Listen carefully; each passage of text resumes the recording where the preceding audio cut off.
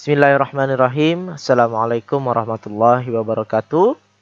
Apa kabar Ananda semua, siswa-siswi MTS Muhammadiyah 1 Samarinda? Semoga kita semua senantiasa dalam keadaan sehat walafiat agar bisa terus menuntut ilmu walaupun dalam keadaan pandemi COVID-19 hari ini. Baik Ananda semua, karena hari ini adalah pertemuan kedua kita, maka kita masuk ke materi bab pertama, yaitu perjuangan Nabi Muhammad SAW pada periode Mekah. Nah, yang pertama kita akan belajar bagaimana bangsa Arab sebelum masuknya Islam, ya. Jadi kita tahu bahwasannya seperti apa sih bangsa Arab dulu dan juga bagaimana perbedaannya nanti ketika Arab sudah dimasuki oleh Islam atau wahyu sudah disampaikan kepada Nabi Muhammad Sallallahu Alaihi Wasallam. Nah, ini bisa kalian lihat sendiri bagaimana keadaan Mekah, keadaan Arab maksudnya. Ini gurun pasir ya, dan binatang khasnya biasanya onta. Jadi kurang lebih ya Arab itu seperti ini ya. Banyak gurun pasirnya, tandus, susah ditemukan air ataupun tumbuhan di sana. Nah, asal usul bangsa Arab sendiri itu mereka punya nenek moyang dari bangsa Qataniyah. Nah, bangsa Qataniyah ini nenek moyangnya adalah Ya'rub bin Yashijub bin Qahtan bin Hud alaihissalam. Artinya masih keturunan daripada Nabi Hud alaihissalam. Nah, dia ini adalah orang yang pertama kali berbicara dengan bahasa Arab Al-Baqiyah, ya. Jadi orang yang pertama kali berbicara dengan bahasa Arab itu namanya adalah Ya'rub dari bangsa Qahtaniyah. Selanjutnya, nama Arab sendiri atau kata Arab sendiri itu berasal dari kata kerja, yaitu yu'rab, yang artinya fasih. Jadi orang Arab ini atau bangsa Arab ini adalah bangsa yang masyarakatnya itu memiliki lisan atau lidah yang fasih dalam berbicara. Nah, jadi makanya kalau kita lihat orang Arab bicara itu fasih ya, lancar, bagus, baik gitu. Nah, selanjutnya sebagian besar ya tanah Arab itu adalah gurun pasir. Nah, gurun pasir. Jadi sebagian besar itu adalah gurun pasir, yang mana gurun pasir ini ya biasanya adalah tandus. Kalau kita nyari tanaman paling banyak di sana kaktus ya. Dan bangsanya itu dikenal dengan bangsa, kalau dalam IPS itu namanya bangsa nomaden, atau bangsa yang suka berpindah-pindah, atau bangsa yang suka mengembara. Karena memang rata-rata bangsa Arab ini, orang-orang Arab ini profesinya itu adalah tajirun atau pedagang ya. Karena mereka adalah seorang pedagang, maka mereka sering berpindah-pindah dari satu tempat, dari satu wilayah, dari satu kota, satu desa ke tempat yang lain. Nah, itu adalah asal-usul dari bangsa Arab sendiri. Selanjutnya kita bisa melihat di sini peta dari Jazirah Arab ya. Nah, ini adalah petanya, kalian bisa lihat ada kota-kota. Di situ ada negara-negara, ya ada Oman, ada Maut, Yaman, Mekah, Madinah, Irak, dan Syam. Nah, ini kalian bisa lihat di sini. Nah, letak Jazirah Arab sendiri ya, dia punya daerah yang sangat luas sekali, yaitu sekitar 1 kali 1,3 juta mil persegi, atau 3.151.000 kilometer persegi. Nah, Jazirah Arab ini dia dikelilingi oleh gurun dan pasir sudut-sudutnya. Jadi memang terkenal dengan gurun dan pasirnya ya. Nah, Jazirah Arab sendiri, jazirah itu bisa kita artikan yaitu pulau ya. Artinya jazirah itu adalah pulau. Nah, atau daratan. Nah, itu adalah artinya jazirah, artinya daratan Arab, pulau Arab katanya ya. Letaknya di benua Asia. Nah, dekat juga dengan Afrika maupun benua-benua lainnya ya. Nah, dia ini menyambungkan daratan dan lautan. Makanya banyak pedagang-pedagang dari negara selain Arab atau benua selain Arab itu yang berdagang di tanah Arab atau jazirah Arab. Nah, sebelah barat laut itu merupakan pintu masuk ke benua Afrika. Sebelah timur lautnya itu merupakan kunci utama masuk ke benua Eropa.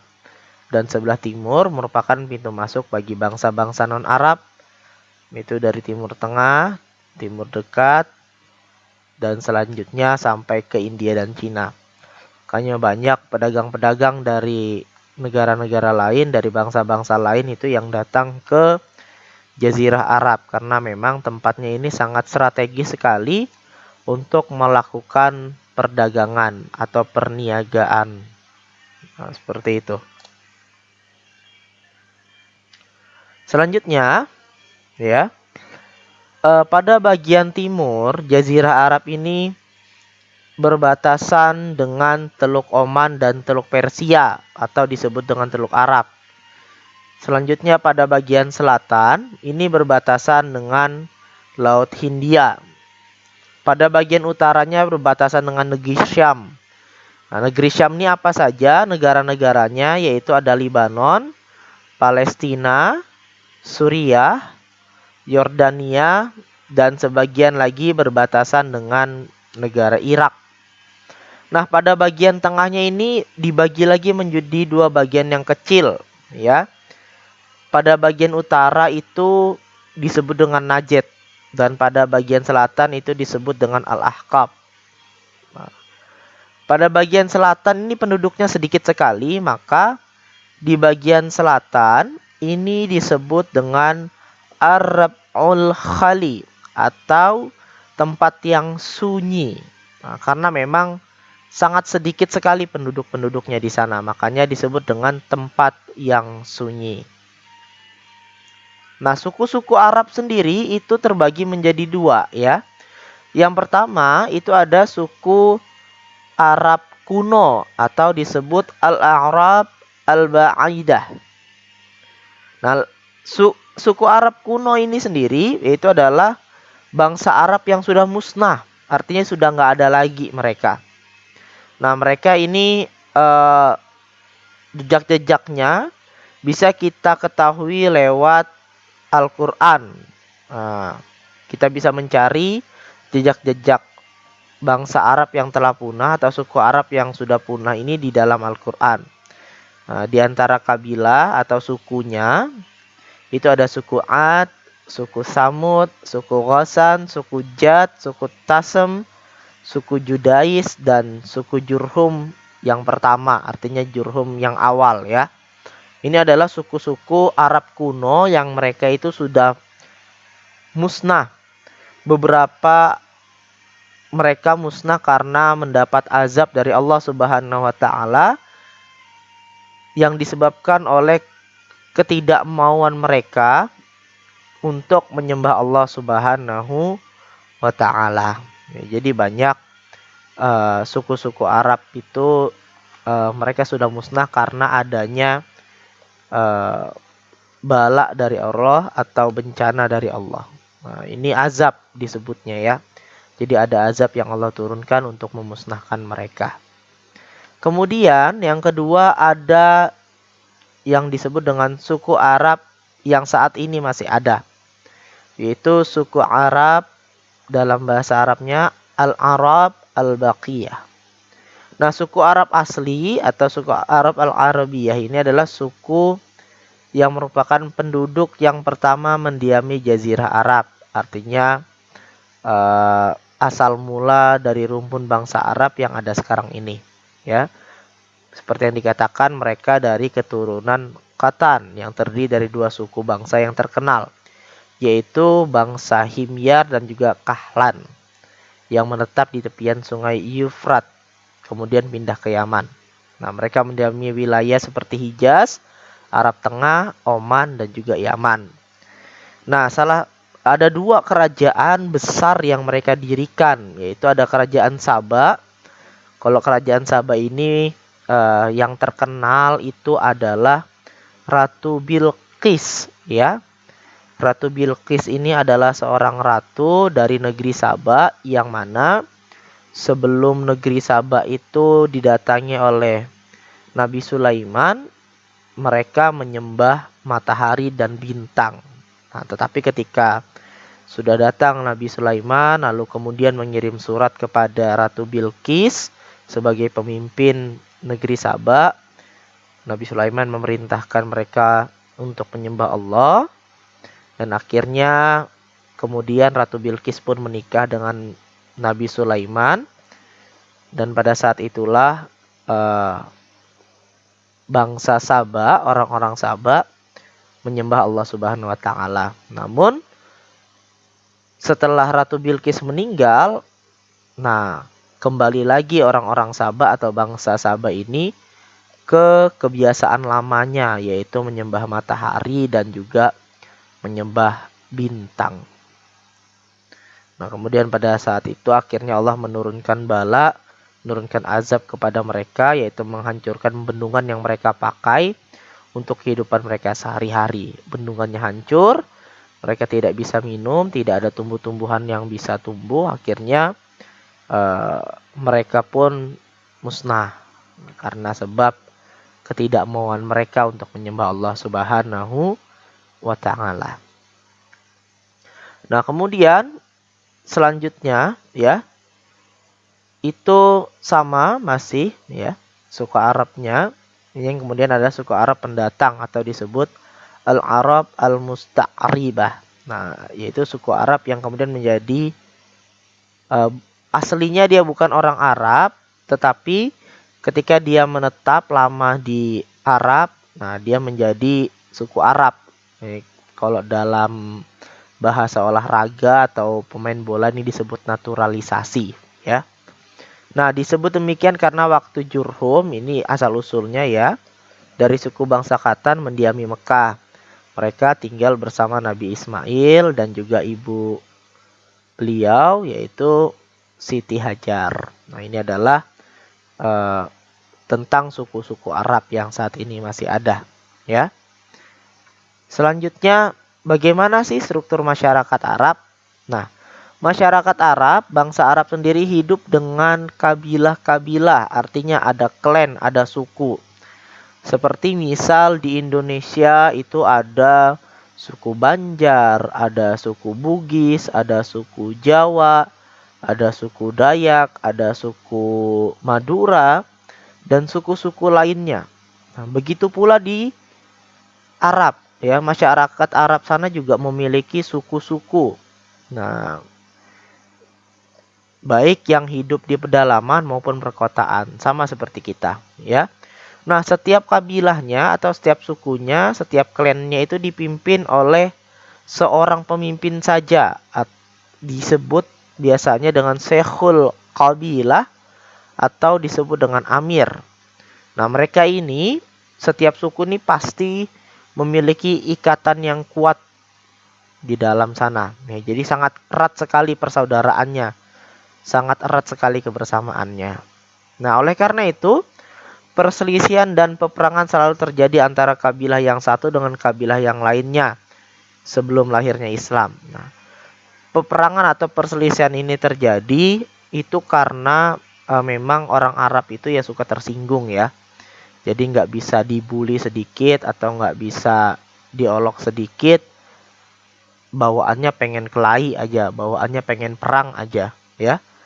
Nah, dan tujuannya dari peperangan ini juga salah satunya adalah untuk memperebutkan bahan makanan, karena memang bahan makanan itu sulit di sana ya. Dan juga tujuan selain dari itu adalah untuk memperluas wilayah mereka, wilayah kekuasaannya. Nah, makanya yaitu mereka suka peperangan dan perselisihan. Nah, dan terakhir ini adalah tentang pemerintahan atau Dewan Pemerintahan Masyarakat Arab. Yang pertama ada Al-Liwa atau Dewan Ketentaraan. Nah, Dewan Ketentaraan ini yang biasanya dewan yang berfungsi ketika perang. Bentar, mohon maaf. Nah, dewan yang berfungsi ketika perang, ya. Jadi yang mengurusi peperangan-peperangan itu adalah Al-Liwa atau Dewan Liwa. Yang kedua ada namanya Al-Hijabah atau Dewan Penjaga Kunci Ka'bah dan juga semua urusan yang berkaitan. Nah, jadi yang memegang kunci Ka'bah ini adalah Al-Hijabah. Nah, termasuk di situ di dalamnya adalah suku dari Nabi Muhammad SAW, yaitu dari Bani Hisham. Nah, Bani Hisham ini adalah tugasnya untuk menjaga kunci Ka'bah. Selanjutnya ada Al-Rifadah atau Al-Rifadah. Nah, ini mereka mengurusi tentang pajak untuk kaum miskin. Dan terakhir adalah As-Saqiyah. Mereka ini tugasnya untuk menjaga sumber air mata Zam-Zam. Jadi air mata Zam-Zam, pembagiannya, pengaturannya, itu adalah orang-orang yang ada di Dewan As-Saqiyah. Nah, itu adalah sedikit ya materi kita pada hari ini. Silakan Ananda semua nanti bisa belajar lagi di rumah. Nanti kita insya Allah ketemu dalam waktu dekat ya. Semoga pandemi ini bisa segera berakhir. Nah, mungkin itu saja yang bisa Bapak sampaikan. Kurang lebihnya Bapak mohon maaf. Billahi fissabil haq, fastabiqul khairat. Nasrul minallahi fatun qarib. Nun wal qalami wa ma yasrun. Assalamualaikum warahmatullahi wabarakatuh.